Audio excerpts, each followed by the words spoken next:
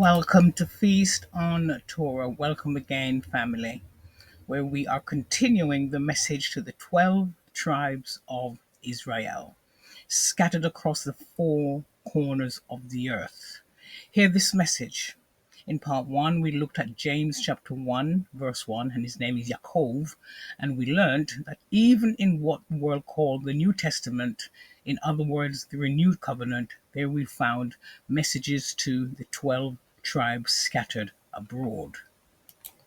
The 12 tribes of Israel are not forgotten or have been done away with because the 12 tribes of Israel are the focal point from beginning to the end of the whole Bible.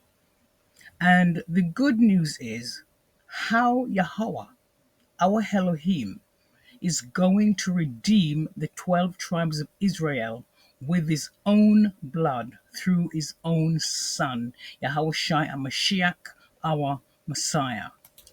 The origin of a chosen people, the 12 tribes of Israel, begins with a divine covenant in the great obedience of a man named Abraham, one of our ancestors in the book of Genesis. Abba, the creator of heaven and earth, speaks a divine promise over him, and he said, I will make of you a great nation, and in you shall all families of the earth be blessed. This was not merely a personal blessing, it was a covenant, a binding eternal promise. As I said, this was a personal blessing. It was a covenant binding eternal agreement between Yah and Abraham's bloodline. A covenant that would shape the course of history and mark a people set apart. We are set apart people. And the promise did not die there with Abraham. It was passed on to his son Isaac, and then to Jacob, a man who wrestled with the Most High Yah, and he lived to tell the tale, and his name was changed to Israel. Now, the awakening of the 12 tribes is prophesied in the scriptures. So all the events that you see happening all around the world today is a reminder that we are moving into a time of enlightenment. We are moving swiftly into the time where Yahweh will be moving his hand and wake up the remnant of the house of Israel, who are scattered across the four corners of the earth. Now, from the places of exile, from the lands of desolation, our voices has been lost in the winds of time. Yet, in the silence of our hearts, a call echoes, calling us back to our roots, calling us to the 12 tribes of Israel, to our heritage and to our purpose. The children of Israel, these descendants of Abraham, Isaac, and Jacob, would go on to experience one of the most complex journeys of any people in history, family. A journey not just of exile, but of erasure while they were called to be a light into the nation. We were called again, let me repeat, to be a light to the Gentile nations. However, their light would be buried. In other words, our light would be buried under centuries of conquest, colonization, and control. Yet the story of these tribes didn't end with their deliverance from Egypt, nor was it completed when they entered the promised land. The Bible makes it clear the journey of Israel was far from over. In fact, what awaited them was a different kind of bondage, not just physical captivity, but a slow and systematic eraser. They entered the promised land. The Bible makes it clear the journey of Israel was far from over.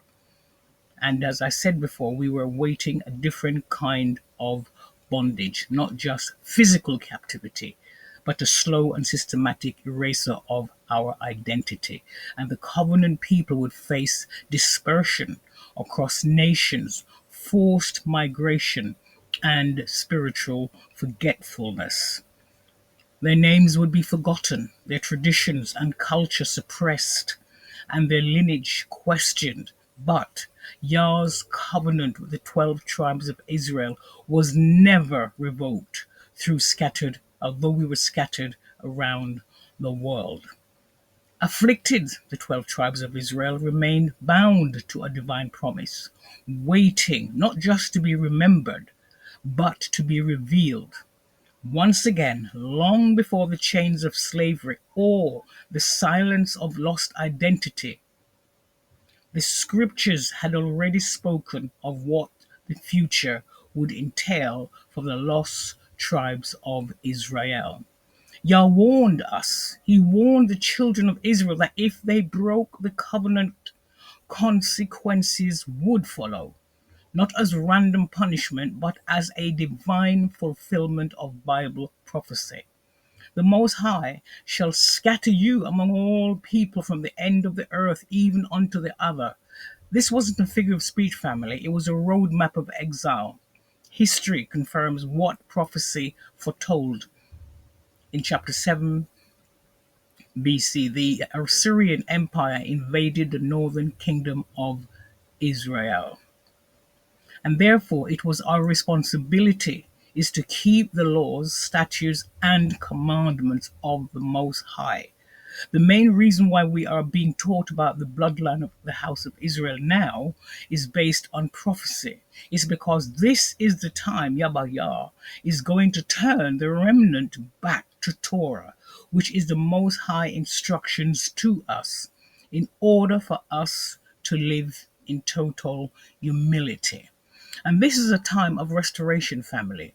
Although we have been scattered, we are not forsaken. Remember that. Yes, we have been scattered, and it's time for restoration. We are not forsaken.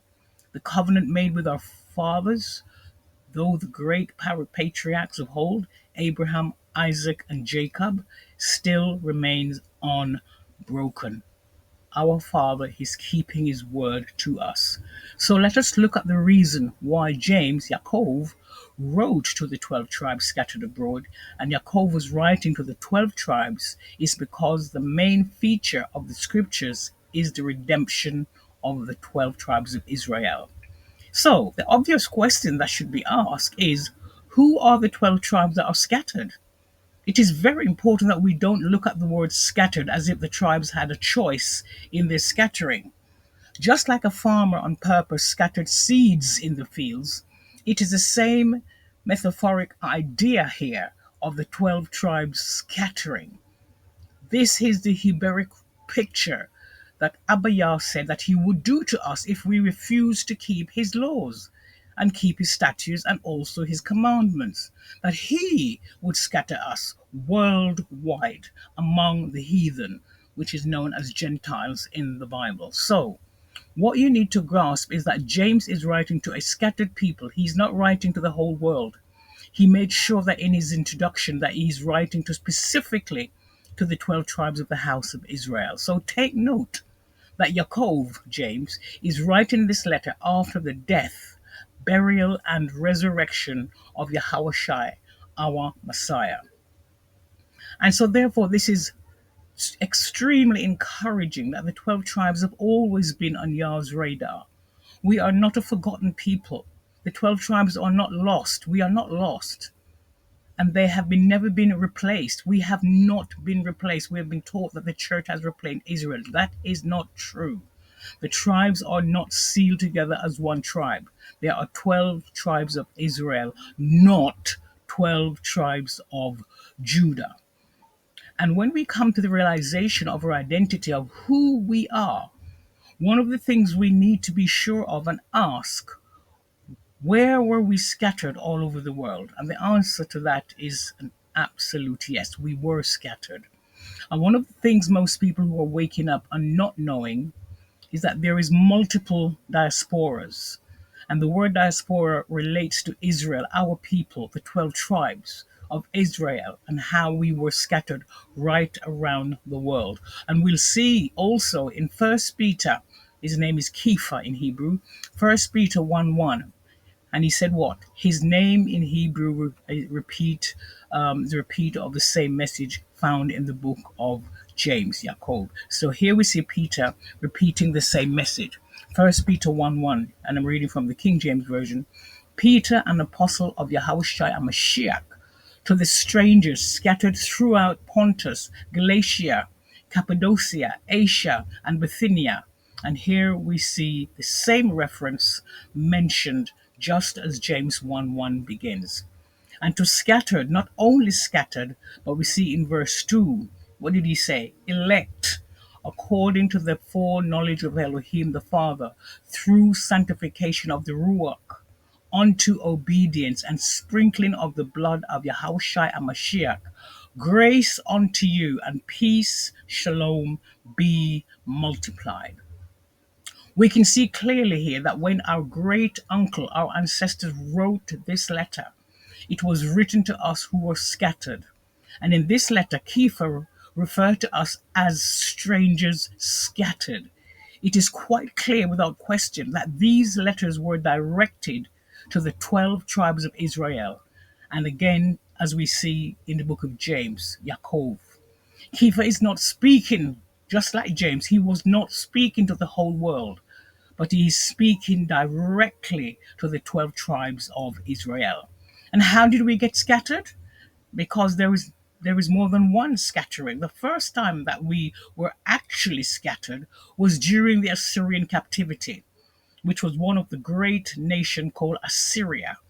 And the Assyrian attacked the nation of Israel, the 12 tribes of Israel, capturing our northern kingdom. And that's our history. And when they were taken, when we were taken into captivity, the Assyrians sold our ancestors to the other nations around them. That was called the first scattering. Then there was the second scattering, which is similar to the first scattering, because the Babylonians empire conquered Assyria. They conquered Assyria. So when the Babylonians came into power, the southern tribe, which is Judah and Benjamin, these two tribes are in the south. And when the Babylonians took over, what did they do? They said, when we were there, when we were in that captivity, we again was dispersed around the world by the Babylonian. So we now have two captivities. In the beginning, one was Assyria, and the second one was Babylon. So let's repeat that. We were captured the first time by the Assyrians, and the second time was Babylon. And each of them had a scattering effect on our people. That is the reason why you will say Hebrew, the Hebrew Israelites in the drawing. You'll see the Hebrew Israelites in the drawings, archaeology of these ancient empires, because we were scattered into these empires. And as we were enslaved there after the Babylonian captivity was over, and Cyrus, that we could go home and rebuild the nation of Israel, rebuild our temple, rebuild the walls, and reestablish our worship. And when we read the scriptures carefully, you're going to find out a lot of people choose not to return to Jerusalem. Yes, our history tells us that a lot of our people of the 12 tribes of Israel did not want to return. And remember, both the southern and northern kingdom is in captivity, but it was all over. Only a remnant returned to Jerusalem. So the big questions are, where did the rest of them go? Well, many decided to stay in Babylon, many decided to stay in Assyria, and many of them traveled to the lands that are primarily known today as Asia. So remember, the Israelites of today, we are Afro-Asiatic. That is our root, where we come from. And of course, Africa. So when we were scattered and decided not to come home, most of our ancestors decided to go into the lands which were close to Africa. So in the next video, we look at how we got here. I will encourage you to go and do the research yourself and study it and learn how we were scattered. Know your history. And only a remnant came back. Once you have done your research, these verses will make much, much more sense to you. And the origin of a chosen people, the 12 tribes of Israel, begins with a divine covenant in the quiet obedience of a man named Abraham, one of our ancestors in the book of Genesis. And Abiyah, the creator of heaven and earth, speaks a divine promise over him. And I read this before: I will make of you a great nation, and in you shall all families, not some families, all families of the earth be blessed. In this was not merely a personal blessing family, but it was a covenant still binding his eternal promise to us. So, in closing, as we close today's lesson, we reflect on the significance of James 1:1 and 1 Peter 1:1, and addressing the 12 tribes scattered around the world. This was no ordinary greeting, it was a call to remembrance, identity, and to our purpose. Though scattered across nations, these tribes were not forgotten. Their heritage, rooted in covenant, carried a promise. And James 1 and 1 Peter 1, under the inspiration of the Ruach HaKodesh, speaks to their calling, reminding us of who we truly are. And in a world full of confusion, exile, and compromise, Yah is still calling his people by name. He's reminding the 12 tribes and those grafted in by faith that we are not lost, family. We are chosen, we are set apart, and we are remembered. As we continue in this series, let's remain mindful. These letters were not just written to the past, but also prophetically to us today, those seeking to walk in truth, obedience, and endurance. Until the next time, family, stay rooted in the word and be encouraged in your identity, and keep pressing toward the promise. And may Yah bless you and keep you, and may his word richly shine within you. Please subscribe to the channel, share and like this video. Until next time, shalom.